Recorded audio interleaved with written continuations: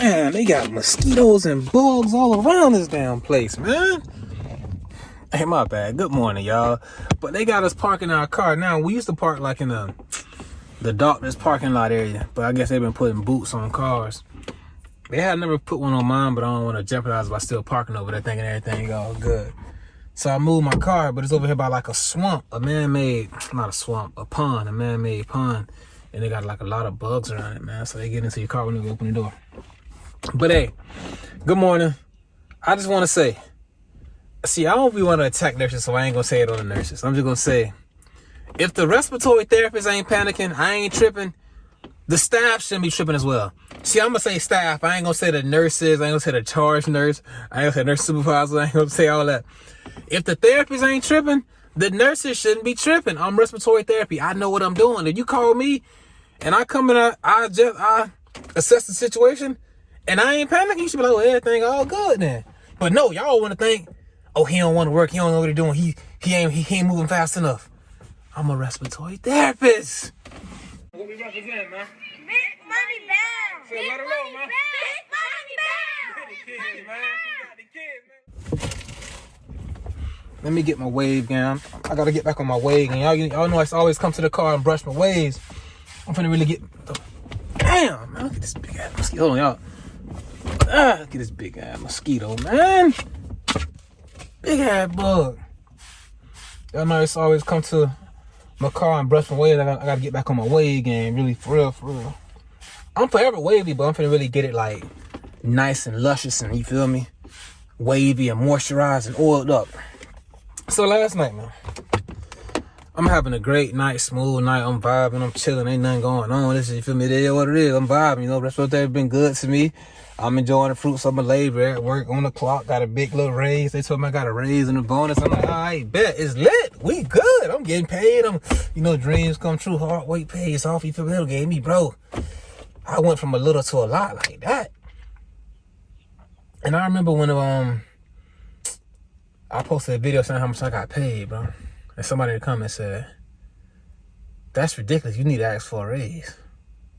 I'm like, damn, bro. I come over here sharing my personal information. This how you treat me? But you know, me being me, forever ambitious, the big money bound, the positive guy I am, the glass half full kind of person. I say, instead of asking for a raise, you need to ask me, if I'm getting paid that much, how am I able to do what I'm doing? Like the house, the Benz, how I do, that's what you need to be asking. So yeah, I'm getting paid. It's like, man, 4 o'clock in the morning. They hit me up. Now mind you, I'm doing something else. I'm like fixing some equipment, cleaning some stuff down, getting everything ready for the day shift. They like, can you come give a treatment to a patient up here on this floor? They're making a weird noise. I'm like, y'all want me to come give a patient a treatment because they're making a weird noise? They're like, yeah, it just sounds funny. I'm like, all right, no problem. I'll be there. Let me finish what I'm doing because that sounds kind of weird. They didn't say they wheezing. They making a weird noise. Cool. So 3 minutes go by. Somebody called me. Are you coming with the treatment? We had calls. I'm like, hey. I'm human. I'm covering multiple floors. Like, I'll be there. You got to bear with me. So I start what I'm doing. I go up here. Now, normally I take the stairs. You know, I've been like taking the stairs, burning my calories, you know, really cutting out on my body fat. I'm getting, bro, like, I did that because, like, I got like my eyelash been getting like caught in my bottom eyelash. Like, I got them. I got long lashes. They be getting caught in the bottom. So I'm kind of like trying to open my eye. But I'm walking, getting my steps, getting my body fat down, and I'm finna start like making some workout video content under like a certain playlist, like my workout content. Like y'all can follow me on that journey there. How I'm finna get. I'm trying to get big, but I'm losing weight, bro. I don't know. I ain't no big eater, like I ain't no. So hey, let me back to the store. So I go up here since they keep calling me. I go up here. Now I got my treatment. All right, I go into the room. Patient sat 100%. All right. No respiratory distress. No tachypnea. No accessory muscles being used. Just a weird noise. Like, it's almost like they're snoring, but they're awake. Okay. I know this patient. I've seen this patient before. I've heard this sound before. This ain't the emergency that you led me to believe it was. But they got everybody up around the room. They got the nurse practitioner around here. They ordered x-rays. I'm like, all right, cool. They couldn't do an x-ray. I can't get no treatment while x-ray going on. So I got to wait. The nurse on the computer. Nurse got to get off the computer so I can use the scanner, scan the patient, scan the med. It's a process. Then they say, the nurse practitioner just ordered a blood gas. Can you get one of those too? All right, cool. Y'all nervous and scared. If you want me to give a treatment, you want me to get a gas. If I get a breathing treatment, I'm going to increase the FiO2 that the patient is on. So the PaO2 in the patient's blood is going to come back as a false reading. It's not going to be an accurate reading because I gave him so much oxygen. So I can't give the treatment first. I got to get the blood gas first. But y'all called me saying, come quick, give a breathing treatment. Y'all ain't say give an ABG. So I ain't got no ABG kit. Nah, it's going to take me a while to walk back down there and get an ABG kit. So I called my coworker like, hey, can you tube me up an ABG kit up to the store that I'm on? They're like, all right, no problem. So I'm waiting by the tube machine so I can get the ABG when it comes up. The nurse like, oh, he's done doing the x-ray. You can go and get a treatment now. I'm like, all right, like, I know what I'm doing. I can't give the treatment now and then draw blood gas. It's not gonna be an accurate reading. Like, bro, relax. I've seen the patient. We sat in the 100, no distress, making the same noise they always make. Don't panic. This is nothing to panic about. So since I didn't run to go do that, the nurse feel a certain kind of way. She at the station, they whispering among themselves. I already know, like, you know, it's all women. I'm a man. It's 4 o'clock at night. They're probably thinking, oh, he tired. He's sleepy. He don't want to be bothered. He don't want to do no work. He just want to get paid.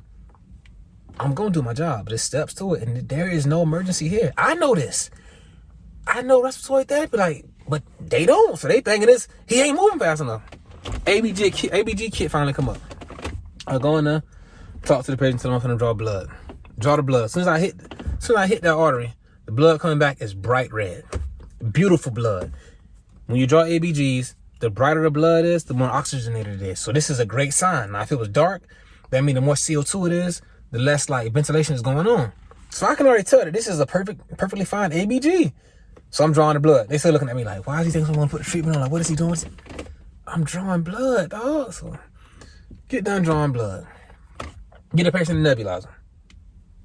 I go and run the blood gas. 7.39. PaO2 is actually higher than it should be on 2 liters. CO2 is 38. Like, all this stuff is normal values. Like I tell y'all, had I went up there and I said, hey man, like, this stuff isn't needed, y'all gotta do something else, like, this is not a sort of issue, it would have took me more time to do that than it was to just come in here, draw the blood, wait for the ABG kit, draw the blood, get a treatment and leave. It took me less time to do that than it was to try to explain to somebody that this stuff is not needed. So sometimes you just gotta do stuff even though you know it's not needed. I had to cause pain to a patient, but they want to get, you know, it's when you gotta follow orders, like, and it's part of like a protocol. It's okay, we did that. That's not a problem. It's not a problem. So you got to know this stuff. Then I come in there. So I come back up. I'm like, yeah, man. They still looking at me. ABG fine. Like, everything is fine. Like, so now you can stop looking at me crazy. Bro, it's fine. Like, I know what I'm doing. That was fine. I hear him coming in saying, we finna get solid med draw. Now they're giving IV steroids. They're really trying to open this patient up. They think that because the weird noise, hey, it could help. I don't know. So I get a treatment. I document everything good, everything fine. Still making the same sound. They get solid med draw. I come up to that same floor 2 hours later. The patient still making that same sound. I say, man, don't panic. But people just be panicking, man. And it's like, I'm cool on the pressure. Like, I'm not finna be panicking. Like, I go in there, I assess the situation. Patient is sat in 100% on 2 liters. No respiratory distress. Just making a weird sound. Hey,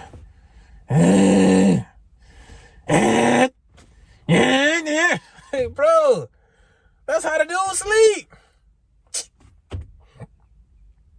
Man. respiratory therapy itself, like understanding this stuff, knowing what the treatment does, knowing the blood gas values, assessing the situation, knowing what saturations mean, then looking at your patient besides looking at the monitor, that stuff is easy. It's all the hoopla and the whoopla that comes surrounding that. Oh, but no, he's making a noise. Please help. Hey, shorty, I'm the therapist. But everybody think they can be a therapist. Everybody think they can be a therapist to a point that in some hospitals, in some places around the world, around the USA, nurses are taking respiratory therapy responsibilities. They're giving some of the treatments. They're running the blood gases. Some places they even drawing the blood when it's on ECMO. So, hey, all right. Okay. Some places I heard that the nurses even monitoring the vent, like taking responsibility for the vents. Hey, man, that's what I do.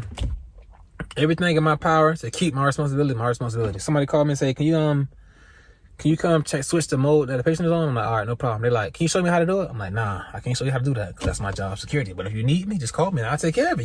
Don't worry about it. I ain't asking you how to reset your pumps and how to flow, how to change your flow. That ain't my business. That's nursing. I'm respiratory therapy. Thank y'all for watching, man.